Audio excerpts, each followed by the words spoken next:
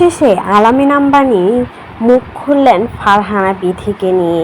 দীর্ঘ এক স্ট্যাটাস দিয়েছে, যেখানে লিখেছে কিছু মানুষের স্বভাব কয়দিন পর পর ডালপালা পাল্টানোর।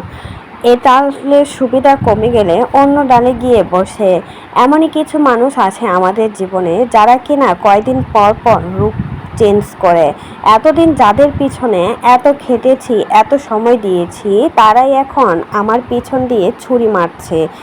এটা যে ফারহানা বিথিকে উদ্দেশ্য করে বলেছে, সেটা বুঝতে পাবলিক আর বাকি রইল না। তাই তো পাবলিক কমেন্ট বক্সে ইচ্ছে মতো আলামিন আম্বানিকে ধুয়ে দিচ্ছে।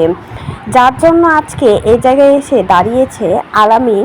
সেই আলামিন কিনা এখন ফারহানা বিথির বিরুদ্ধে চলে গিয়েছে। এতদিন তো ফারহানা বিথি আর রাতকে বলে আসছে, তাদের জন্য আজকে আলামিন এই জায়গায় আসতে পেরেছে। এখন কিনা গিরগিটির মতো রং বদলে ফেল আলামিন আম্বানি। কথায় আছে না, কারো ভালো করতে নাই। ফারহানা বিথি সব থেকে বড় ভুল করেছিল এদেরকে অনলাইনে এনে ভাইরাল করা। তা না হলে আজকে ফারহানা বিথিকে এসব কথা শুনতে হতো না। মানুষজন ফারহানা বিথিকে খারাপ মনে করতো না। কয়দিন আগে স্মৃতির বিয়ে গেল, আর সেখানে ধুমধাম করে আলামিন আম্বানি আর তার বউ বেশ ভালোই মজা করলো। আর স্মৃতির সাথে হাত মিলিয়ে এখন ফারহানা বিথিকে উদ্দেশ্য করে স্ট্যাটাস দেয়। ভাবা যায়?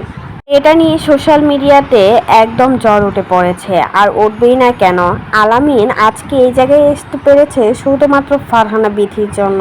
যারাই কিনা ফারহানা বিথির দ্বারা ভাইরাল হয়েছে, তারাই ফারহানা বিথিকে একের পর এক বাস দিয়ে যাচ্ছে। এদিকে স্মৃতি বাপ্পির কথা কি বলবো?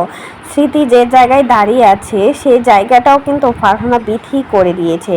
প্রথম ডিভোর্সের সময় ভেঙে পড়েছিল স্মৃতি, আর সেইখান থেকে তুলে নিয়ে আসছিল ফারহানা বিথি।